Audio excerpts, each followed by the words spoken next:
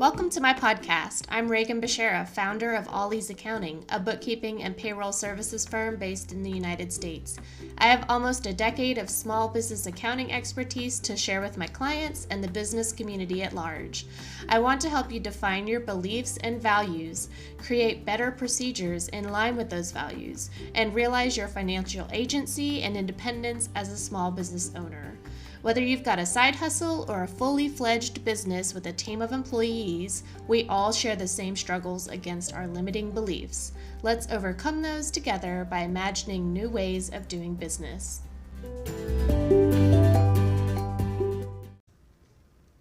Hello, my people.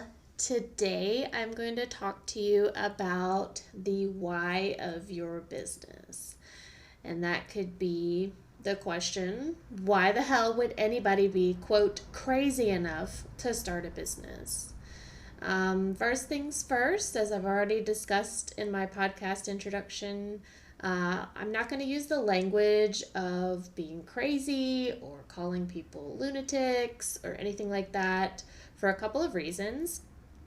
Number one, I'm not going to call anybody crazy or a lunatic because that's ableist, and I am trying to align with my value of having integrity, being authentic, and one of my personal and business values is justice. And so I'm actively working on being anti-racist, undoing all of that kind of teaching from society that I've had, in my life. So I would like to move away from using that type of language, and I'm not going to do it here for that reason. And then number two, I'm not going to use that language because it's actually not helpful.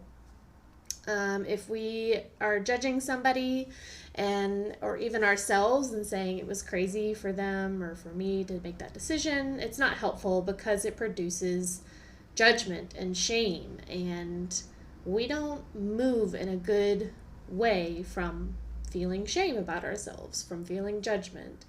For me specifically, shame makes me want to be small, makes me want to hide and not be visible. I don't like sharing things that I feel shame about with other people, which further perpetuates that feeling.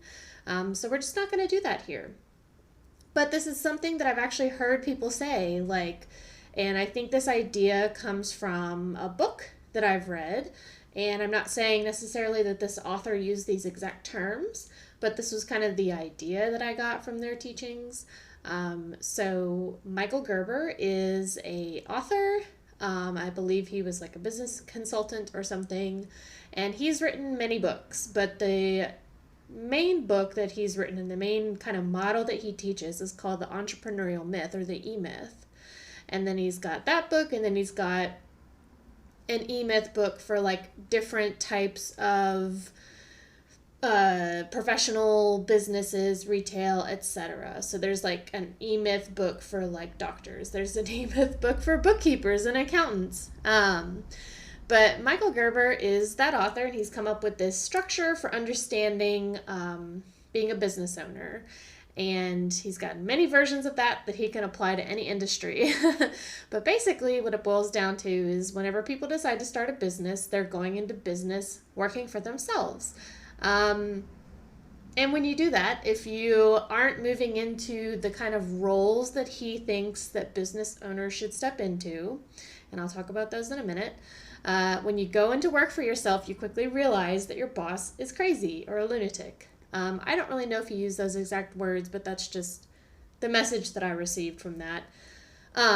So I've read a good portion of his teachings, so if there's any misrepresentation of what his method or structure is, that's mine to own. So anyways, we're going to go off of what I understood from his teachings. The Michael Gerber E-Myth model says that if you start a business, the actual outcome is what you get from wearing one of three hats or all three hats simultaneously.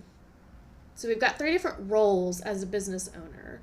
You've got someone who is the technician. That's the person that's doing, quote, the job. You're doing the work that actually makes the money. So if you're making a product to sell, the technician is the person actually hands-on, creating that product. If you're a service provider like me, I'm an accountant, so I provide services. The technician would be the person doing the actual like services, so accounting, bookkeeping, etc. And then the next level for the role is the manager. So the manager is someone who oversees the technicians for accuracy, timeliness, and adherence to company policy, etc. So you've got technicians kind of at the bottom. You've got managers kind of in the middle, and they're managing the technicians. So you're really, technically speaking, working with people instead of like a product or a service. And then finally, the third role is the entrepreneurial role. That's the person that has the vision of the business, has the ideas that they create to move the business in a certain direction. So Gerber walks his readers through this journey of becoming the entrepreneur, but with the idea that people start a business with this myth that they're going to start a business and it's just going to be the most amazing thing ever to work for themselves. And then they quickly come to the realization that they work for themselves and that they have no idea what they're doing and that they have to wear all of these hats. They have to be the technician, the manager, and the entrepreneur at the same time. So his kind of model works you through moving through those identities and helps people scale their business for profit. With the intention of like creating a business, scaling it, and then selling the business. And so he kind of, his idea is that success in business can't come from being all three of these roles simultaneously. But I actually want to examine this model because number one, it's based on hierarchical thinking. So we have like the entrepreneur who is like the leader of the business. You're creating the ideas, you're creating the ideas for a product or a service or a model or a structure or a way of doing things that's unique and different and blah, blah, blah. You've got the managers kind of in the middle, managing the technicians, which would be at the bottom, the people that are actually doing like hands-on work. So you kind of see that there's like that bureaucratic like hierarchy built into this model. Number two, businesses in a capitalist economy already function this way. So in the United States, we have, small businesses, government organizations, nonprofits. There is already that hierarchy built into most of our business enterprise structures in the United States. So in this way, we have power, control, and decision-making capabilities that are at the top of those organizations. They're at the top of that hierarchy. So this kind of led me into thinking about how our economy in the United States was built on these hierarchical structures, because they were.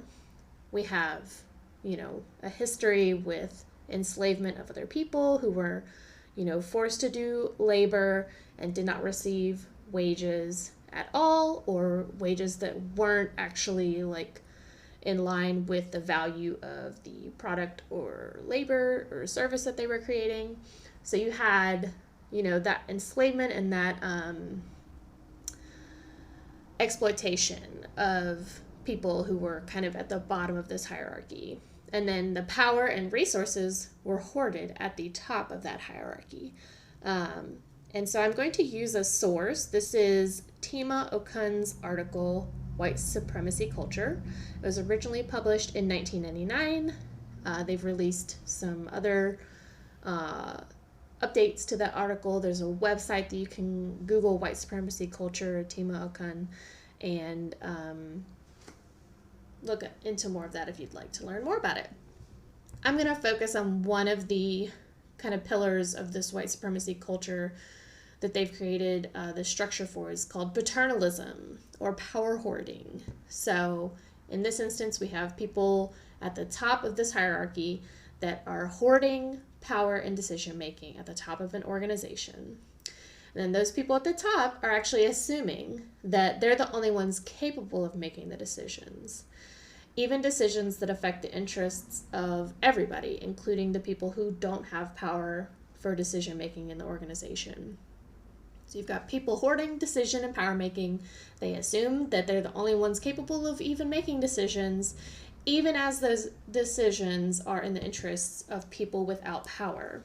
And then finally, the the point of view or the experience of the people that don't have decision-making power is not necessary to the actual decision-making process. So if you think about it in like a business enterprise organization, if somebody's not like a manager, they really don't have decision-making in the organization based like outside of like pretty much what they do on a daily basis. And even that can be micromanaged down to like, here's what you do, here's how you do it, etc. So in paternalism and power hoarding, we have this idea that the people that are at the bottom of this hierarchy, their point of view and their actual experience doesn't even matter when it comes to the decisions that the people in power are making. So those are kind of like, that's kind of the general idea of this paternalism thing. So I want to look at this, how it relates back to Michael Gerber's hierarchical entrepreneurial myth. And the question I want to ask is, what role are you playing in your business at any moment, and which direction do you want to move? So that's what Michael Gerber kind of asks his readers to contemplate. What role am I taking in my business right now? Am I the technician? Am I a manager? Do I have people working under me that I have to manage what they're doing all the time? Am I an entrepreneur and that I'm like creating a vision for the business and I'm coming up with creative new ideas for products, services, ways to make more money? Which role are you in at any given time? Are you in one of those roles? Are you in multiple roles at the same time? And what direction do you want to move? So Gerber's asking us to contemplate that question. But the truth is, I think that no one has to become an entrepreneur and hire a workforce to perform the technician and managerial roles in their organization. I don't think it has to be in that hierarchical structure. I disagree with that. I disagree with the idea that that has to be the only way that you can successfully scale a business. And how do I know this to be true? First of all, there's examples. I feel that I'm being successful in my business, and it's just me. I don't have anybody working under me. I know maybe down the road there will come a time that I would want to hire somebody and I decide what tasks I would like to delegate to them and why I'd want to give those things up. But for right now, like, I'm working on scaling my business and I don't have anybody working under me. I can wear different hats at different times when I'm working in my business. So it's not that I have to like take off the entrepreneurial hat, put on the technician hat. Like, I don't really see it that way. Like, it's just the business is me. I identify with my business in that way, that like I just get in there and do the work. And I also set aside time to really brainstorm, come up with new ideas. But it doesn't have to be that I have to hire people, that I have to have that kind of hierarchical structure to this. Another example would be that I know that there are people with minimal or no staff other than myself that are living the life they want and they have the business that they intended to create. I do have clients that are solopreneurs that don't have employees. I mean, I literally look at their finances every month and I speak to them about what their goals are, the things that they want to improve on, organization that they would like to have. And some people are just perfectly fine and feeling successful in a business where they don't have employees working for them. It just doesn't have to be like an absolute thing that you have to scale a business by hiring other people. And then, of course, one big example of this is a cooperative. So I was like, let me go ahead and define what a cooperative is for everybody. So I Googled it, of course, went to the Wikipedia page, and there is an International Cooperative Alliance, which is a non-government organization acting as the, quote, apex body, unquote, representing cooperatives worldwide. So this is just kind of an independent organization, not affiliated with any government, but it is worldwide, so businesses from different countries can be a part of this organization.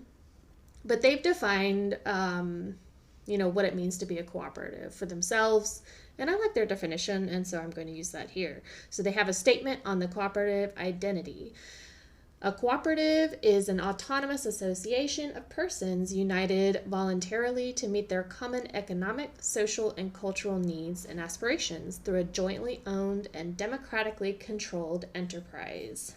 So, autonomous meaning that independent. They have autonomy. There's not like a overseeing organization really telling them what to do. You've got an association of people voluntarily united, so it's not like compulsory in any way. And they all have like common economic, social, cultural needs and aspirations. It's jointly owned, it's democratically controlled, so you have this idea that everybody's kind of equitable in like the decision making of the business or the enterprise. And I am not saying that every business enterprise should be structured this way. I'm not going to sit on this podcast and ever tell you that you should be doing something a certain way unless it's like, yeah, if you want to file your taxes correctly, or you want to do this kind of bookkeeping, the correct way that I see it, like I'm going to suggest things, but I'm never going to sit here and tell you what you should do. So I'm not saying that every business should be a cooperative. I'm just merely pointing out that we do have these hierarchy enterprises, especially in the United States, corporations, the way they're structured. It's not the only way to do business and to be successful. So while I do think that Michael Gerber's structure and model can be useful for people to kind of identify with what role they want to play in their business, and if they do want to scale and hire people, to consider like what that is actually going to entail. But I just don't think that it has to be narrowed down to saying that like this is absolutely the only structure, the only model that you should follow to scale successfully. And I've used the word success a lot, so let's just go ahead and talk about defining success. How do we do that? I believe that success is defined by the individual. When you think to yourself, I want to be successful, what do you imagine? What do you imagine having? Is it a car, a house, a spouse, children, pets, a business, a product, a keynote speaker position at the upcoming event?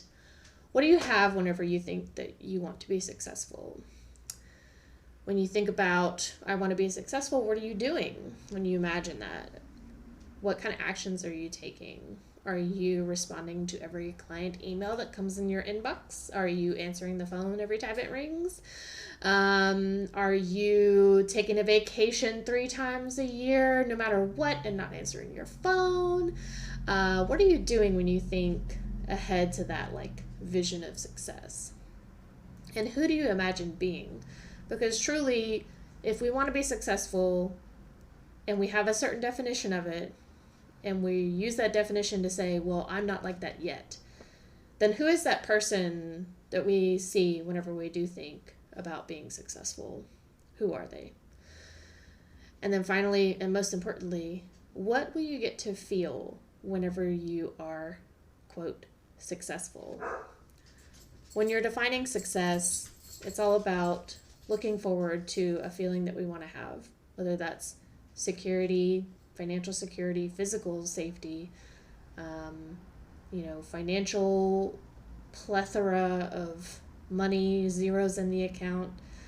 What do you get to feel whenever you get to that point? Happy, secure, proud, what one word feeling are you eliciting with that kind of vision of success? So if you get enough people who agree on a definition for success, they can form something like a cooperative to create that success. Or it can still be an individual goal, and you can also hire people to help you achieve that goal. So if we go back to Okun's white supremacy culture model, the antidote to this hierarchical power-hoarding paternalism is, number one, making sure that everybody in an organization knows and understands what their individual responsibility is, what they have authority over.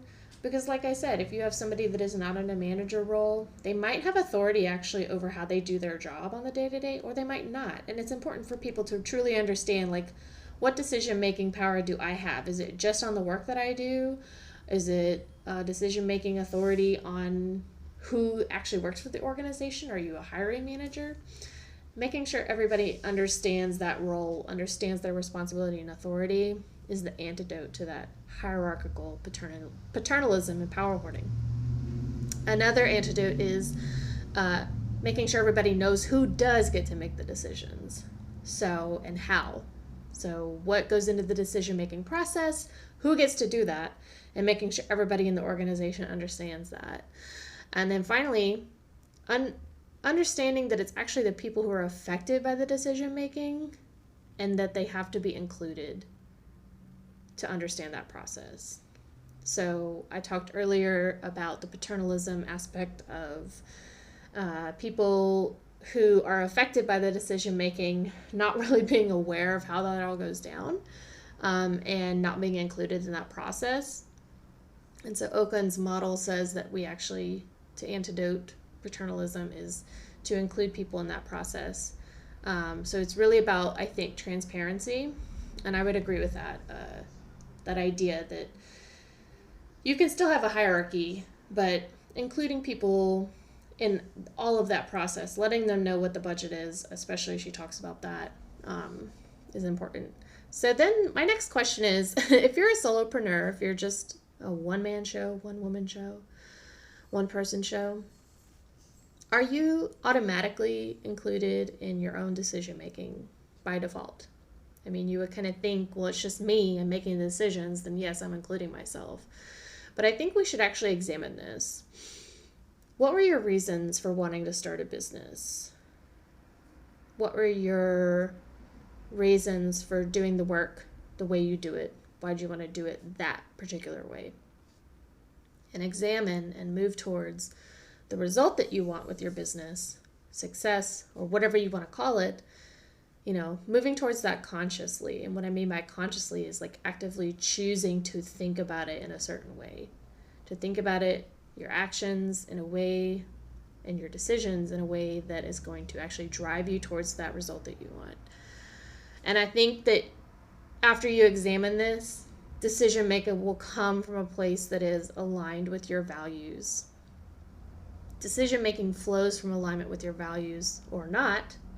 Whether or not you are doing a side hustle, you work a 40-hour job, 40 hours a week job, and you come home and you pour candles, or you come home and you do graphic design for people on the side. So if you've got a side hustle, that decision making should flow from alignment with your values. Or it could not, and I'm going to talk about that later. So if you've got a side hustle, or if you quit your job and you're like, I'm going to quit my job, find another job, or I'm going to quit my job and start a business, even though I don't have any capital. Maybe I do have some capital. Maybe I've got somebody that'll, pay my rent for a couple months. Wouldn't that be nice? So all of these decisions, it's not really about what you're doing. It's about why. It's about your thoughts behind it. And whether or not that decision is flowing from alignment with your values. Because none of these actions are inherently misguided. There's been a lot of talk in recent years about, well, especially recently, quiet quitting, which is ridiculous, I think, to call it that. It's called boundaries.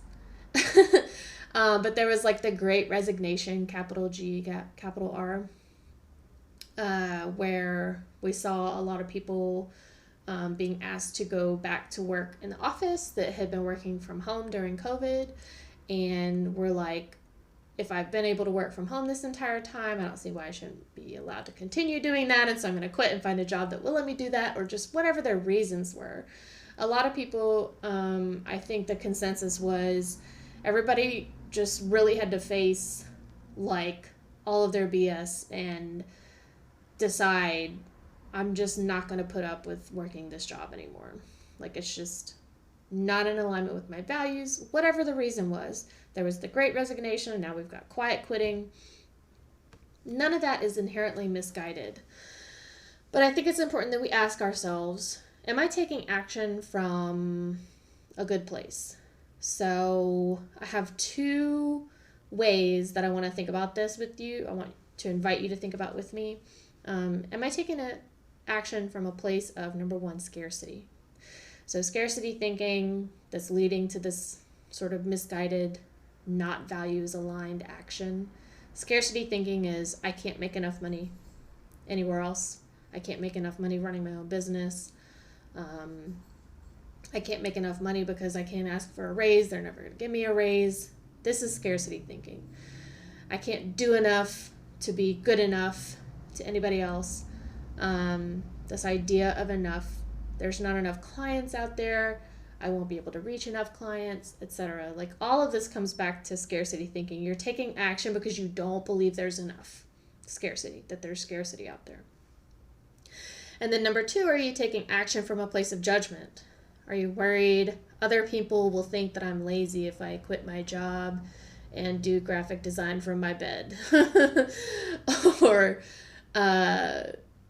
worrying about other people's judgments that you're entitled, because we kind of see a lot of that rhetoric, especially geared towards millennials, which I'm a millennial, so I hear this a lot. This idea that we think we're entitled to some sort of outcome, which maybe some people are. I think that there's times where I have felt entitled to something, but if you're worried that other people are going to think you're entitled and then that's preventing you from taking the action that you want to take, that's coming from a place of judgment or fear of judgment, really. But who cares what other people think of us? Like, it's truly what we fear that we'll actually judge about ourselves. So you can take any insecurity that you have about your life, your work, finances, etc., and you can take action from a place of judging yourself for that insecurity. So I think in that way, if we're taking action that is misguided because we're not in line with our values, that we actually do leave ourselves out of the decision-making process. So I want you to consider that. I want you to consider what your values are. You can Google like a list of values or whatever. Just go through, look up the definitions. This is literally what I've done.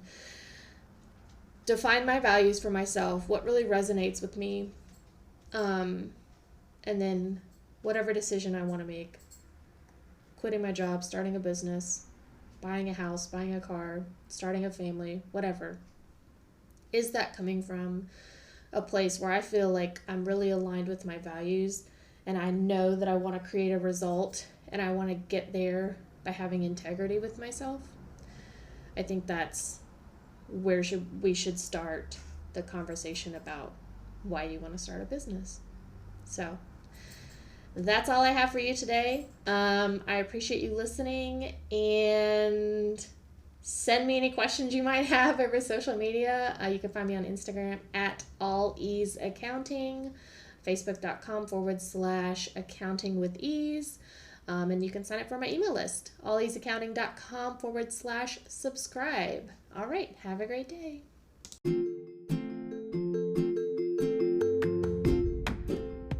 If you are enjoying what you're learning on this podcast, please consider supporting me through a subscription on Anchor.fm. Any donation amount is welcome, or you can simply share it with someone you know. You can also follow me on Instagram at alleaseaccounting and sign up for my email list at alleaseaccounting.com/subscribe. Thanks for listening.